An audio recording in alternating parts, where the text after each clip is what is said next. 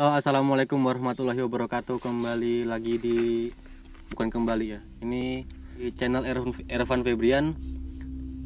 Video pertama lah kayak inilah, cerita-cerita di tengah-tengah hutan. Ini perdana ya, perdana cerita kayak gini ya. Di tengah-tengah hutan Kalimantan.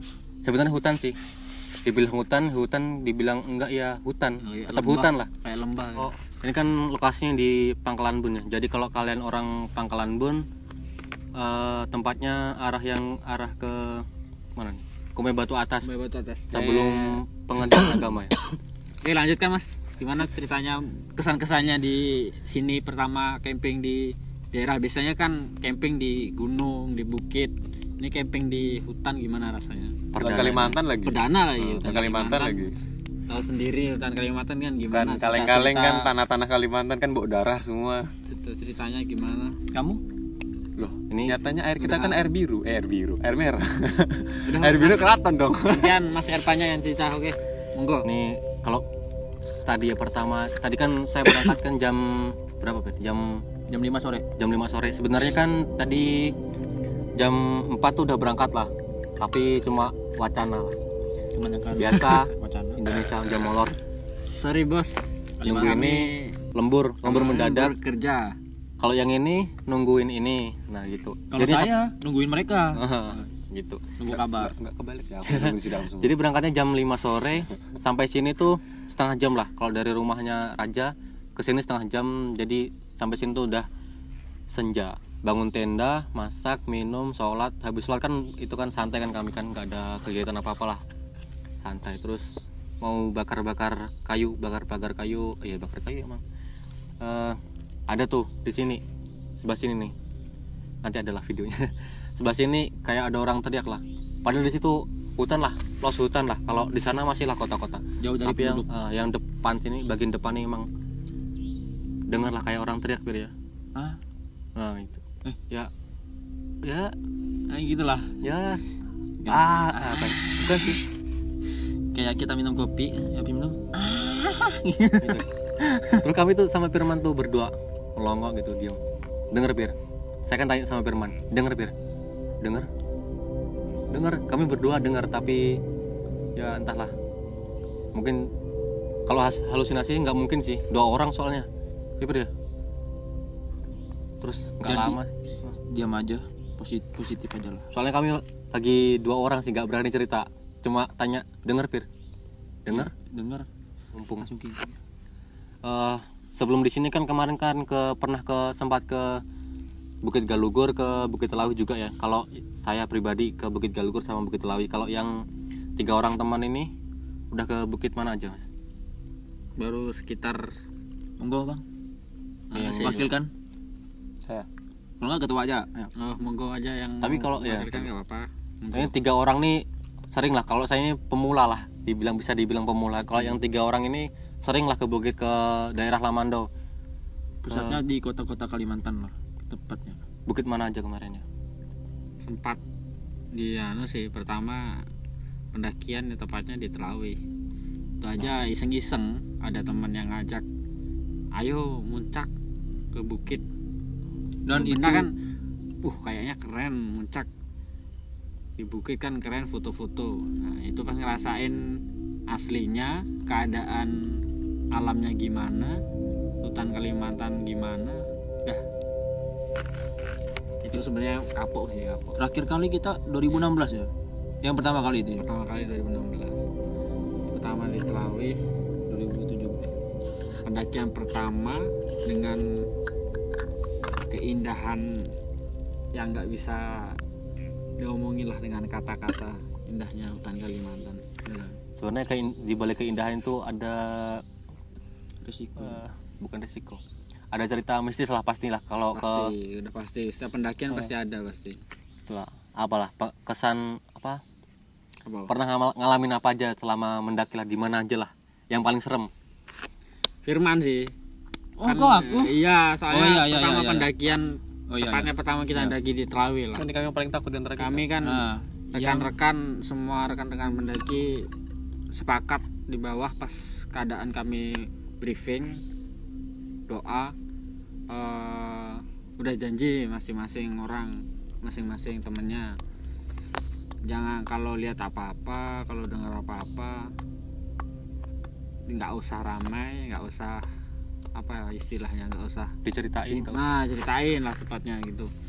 Mending diam aja, pura-pura nggak tahu, ceritainnya pas keadaan kita udah turun gitu kan, pengennya kayak gitu. Tapi ya namanya Anak muda, pemula, anak muda apa celelean juga. Gitu. bukan celelean ya, apa ya tapi namanya, aura pengen aura pelawak saya itu keluar bang. siap. Jadi mohon maaf banget itu waktu itu kan. Siap. Nah ya, nah Firman langsung keadaan dia ngeliat apa entah. Yang saya lihat itu, yang Apa, saya Bang? yang Saya- saya lihat pas nanjak pertama itu pas di ketinggian berapa itu, 200-an ya 200 meter lah. Itu saya ngerasain itu yang cahaya sejajar kok sama. Kataku ini desa di mana nih? Kok tumben ada desa di bagian sini? Padahal itu bagian hutan kan? Kok ada cahaya sinar putih gitulah. Habis itu yang setelah saya ngalamin yang ngelihat cahaya itu, lalu lanjut lagi lihat ke pohon. Kayak ada yang terbang nih. Nah, itu bukan burung karena itu dia kayak bulat gitu dia. Hitam. Tapi kurang tahu juga itu. Kayak positif lah. Jadi jangan yang lain juga ngalamin apa itu, sakit asma kambuh itu ya. Si teman kita. Iya. Itu juga kasihan, makanya saya juga tetap jangan pisah lah pokoknya dari rombongan, nanti takutnya kenapa gitu kan. Dan hal yang mistisnya itu yang ya di Telawi itu yang saya ngerasakan yang pertama kali. Kalau yang kayak di Bukit Bulao itu juga ada ya yang apa ya, mereka ini masih kental iya, sama kebudayaan yang Dayaknya itu ya. sebenarnya Bulao. mereka ini nggak tidur semua waktu di malam hari, cuman tidur apa itu Tidur ayam. tidur ayam lah kalau sini. Kalau orang kota yang lain ya tahu ngomong apa itu. Ya. Di situ saya ngerasakan itu kayak dipantau lah. Padahal itu orangnya tidur semua kok. Kami ya aku ya dengan siapa itu? Dengan Adi kalau nggak salah itu ya. Itu kami tidur telakiran kami. Tidur telakiran. Tidur telakiran kami kayak pas kami udah masuk tenda, kami kayak ada yang mantau gitu, ada yang jalan. Padahal nggak ada orang lain selain kelompok itu. Gelap. Semua gelap. Kalau itu Kaki bukit. kalau itu orang manusia pasti dia pakai pencahayaan. Kalau gelap kan pasti nggak mungkin lah nggak pakai pencahayaan. Kalau lihat matanya kan. Jadi ya positif lah, tapi saya itu merinding lah, bulu-bulu yang merinding juga ada, tapi positif aja lah. Pas baru pulang baru ngerasain itu, baru ceritakan lah ke teman-teman gini. Dan yang paling jauh kami jalanin itu tempatnya ya Bukit Bulao, Bukit Tapimbini itu ya. Di Desa Tapimbini. Iya, desa Tapimbini. Berapa jam dari Panglan Bun? Kan kemarin kami banyak istirahatnya karena kami modal nekat tuh. Kami memang modal nekat ya, kami katanya sih ada sih pertama kami itu mau nyerah gitu kan, mau pulang aja gitu. Tapi udah tanggung sudah sampai Simpang Kete itu kalau nggak salah. Tanggung udah dekat ini sebenarnya. Ya sebenarnya sih jauh itu sebenarnya. Nah, dari Panglabun Lamandau kan sekitar 3 jam, itu santai lah 3 jam. Nah dari Buliknya itu sampai Desa Tapimbini sekitar 2 jaman. Ya 2 jaman. Nah, rutenya naik turun, jalannya kerikil. Nah itu kalau nggak motor termasuk trekking ya? Belum itu termasuk trekking. kalau motor metik kayaknya mundur lagi. Berarti Saya vertikal banget. wah vertikal banget. Tapi kan ya gimana ya kalau di kota-kota lain, misalnya kita di gunung-gunung lain, misalnya kita cuma kan ada di Kalimantan aja nih, kita ngerasain kayak gini. ya total kita pendakian yang paling jauh kan 7 jam. Iya. Nanti kalau misalnya naik kita misalnya gunung berapa jam? bisnisnya kan pasti nanti- berbeda-beda kan. Nanti ada cerita lain lagi. Ya, ini fokus kan dulu, fokus. Itu yang kelompok tahu semua, kerasa semua maksudnya. Tapi kan ada masih, kan setiap kelompok kan ada individu kan pasti kan. Nah pasti individu ini ada yang ngerasa, ada yang enggak, ada yang lihat, ada yang enggak, ada yang dengar, ada yang enggak gitu kan. Nah ini pengalaman pribadi dulu lah. Pribadi kalau pribadi aku nggak ada, cuman pas tidurnya aja. Kan kami kan nanjak ke atas kan subuh itu. Karena yang ini nih Raja kadang cerita sih, tapi ceritanya di WA ya, nggak seru kalau di WA sih. Cerita tuh sekalian di sini. Yang ngebaca WA olah ketar-ketir. Ya. Ya kalau saya baca malam-malam di kamar sendirian kayak ketar-ketir saya. Kalau di sini nih ya sekalian lah. Mumpung lagi suasananya kayak gini, di tengah hutan gini. cerita aja pengalaman pribadi lah. Pengalaman pribadi ya aku. Kalau pengalaman pribadi aku dari selama pendakian ya, setiap tempat yang aku lalui ya selalu ada ceritanya. Mau yang mana dulu, yang paling seram atau yang biasa-biasa aja? Yang paling seram lah. Enggak, yang biasa dulu sampai paling seram. Oke, yang biasa ya. Aku suka yang seram-seram. Dari yang biasa dulu lah. Bisa. Dari pendakian yang pertama yang saya daki itu kan bersama kawan-kawan. Saya mendaki di Bukit Telawi. Itu pendakian first pertama ya. Dari ke semua pendakian sih totalnya. Yang pendakian pertama itu awalnya itu saya kan nggak izin sama orang tua ya. Kabur gitu. Ya enggak, ya bisa dibilang kayak gitu juga. Saya membangkang lah. Tapi untungnya nggak dapat apa. Itu saya nggak izin. Pertama, saya hanya bilang saya main ke rumah temen tanpa memberitahu. Lalu kita berangkat kan siang ya, sampai tempat, ada satu tempat guru gitu, istilahnya kayak kita itu istirahat dulu. Istirahat di situ ada sekitar 2 jam. 2 jam untuk recovery badan lagi lah. Istilahnya kan capek dari Pangkal Ambon ke Pangkalan Banteng sejam ya? Sejam ya? Sejam setengah lah, capek lah istilahnya. Di situ santai-santai. Jam 5:30 itu saya sholat. Pertama sholat itu saya merasa kayak udah nggak yakin mau berangkat. Istilahnya saya udah mau pengen pulang aja. Teman kan, saya ngeliat lagi semangat teman-teman yang begitu membara kan. Istilahnya kayak dia itu pengen banget. Saya sudah nggak mau. Lalu gak lama kita berangkat. Di awal pendakian saya ngeliat ada yang manggil-manggil dari atas. Nggak tahu itu siapa. Intinya ada yang manggil. Gak lama dari itu punggung saya berat. Setelah berat itu saya ngerasa kayak ada yang, kan ini carrier ya, bukan carrier, tas ya. Masih pemula om tas ya. Jadi itu kayak ada yang nyangklungin gini nah. Jadi beratnya tuh, makanya saya kalau selalu pas mendaki itu ke bawah terus, soalnya saya ngerasa kayak ada yang nyangklungin di badan saya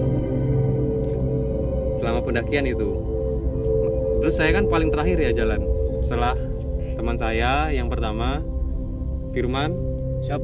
Kemana? ini Roji, baru saya yang terakhir. Saya kan yang paling terakhir posisinya. Swiper lah. Intinya swiper lah. Itu saya seperti ada yang gelantungin. Pas sudah sampai di itu kan ada berapa tikungan, kalau nggak salah ada 4 kali 5 tikungan. Dari situ ya anjir merinding gue. Dari situ tuh di hitungan pertama hilang. Itu sudah nggak ada, bebannya saya sudah nggak terasa. Di hitungan kedua saya ngeliat seperti ada yang memantau. Itu serem anjing. Padahal biasa aja ceritanya deh. Kayak ada yang mantau gitu dari semak-semak. Pas di hitungan ketiga, pas Firman bilang ada yang ngeliat mata, di situ saya ngeliat ada yang berdiri besar. Ibaratnya ya ini pohon. Di sebelah pohon tuh, di sebelah pohon tuh ada yang berdiri besar, matanya merah. Yang jelas itu bukan Joni. Iya, yang jelas itu bukan orang. Itu bukan Joni saya. Badannya besar banget, rambutnya panjang, matanya merah. Saya nggak sengaja aja ngelihat. Ini pohon ya. Nah, di sebelahnya sini. Terus masuk lagi. Udah. Dan gimana? Ya lanjut, Bapak channel. so kita lanjutin Ini sudah malam banget ini. tentang bincang-bincang pengalaman. Pribadi. Soalnya ini udah jam penunjukan udah hampir tengah malam. Baru jam 10 ya.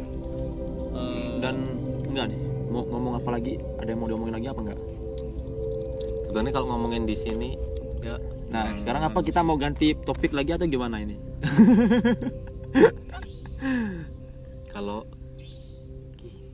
kalau kita ceritain yang di sini Ya nggak bisa lah. jangan. Kalau orang Kalimantan ngomongnya nggak baik, alias pamali. Karena kita ngomongin di depan orangnya langsung. Ya. Ya istilahnya ya sampai nantang mati apa enggak gitu aja. Sebenarnya ya, Kalau di Kalimantan seperti itu pandangannya. Kalau di Jawa ya nggak tahu lagi saya. Soalnya kita beda daerah bro. Saya ngikutin adat saya. kayak Cerita tadi bukannya.